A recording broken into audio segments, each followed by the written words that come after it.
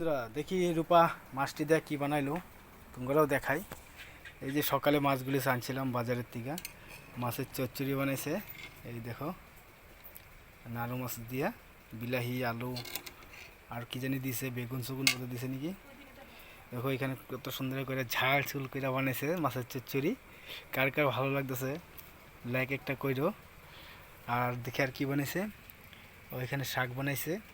তারপরে আর কি বানাইছে, ও এখানে যে একটা কই মাছ ধরছিল ওইখান থেকে মাছ মা ধরছিল সকালবেলা কই মাছটা। এই কই মাছটা ভাজি করছে, তারপর এখানে মাছের ভাজি। তো আজকে অল্প ভালোই রাঁধছে দেখা যায়। এখানে দেখালে এটা কি আছে, ভালোই বানাইছে দেখা যায়। বাও এখানে ডাইল বানাইছে।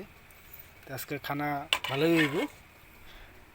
তো কীরকম লাগলো দেখে, আর মাছের চচ্চড়িটা কীরকম লাগছে এটা আগে আমার কমেন্টে তোমরা জানায়ও। মাছের চচ্চড়িটা কীরকম লাগছে, ভালো লাগছে কি না। দেখো পুরো একদম মানে চচ্চড়ি বানাইছে, শুকায় বানাইছে এটা, কড়াইয়ের মধ্যে মানে লাগায় বানাইছে এটা। খায় তো ভালোই লাগবো। তো প্লিজ একটা লাইক কমেন্টে জানাইও আমারে। Bye bye.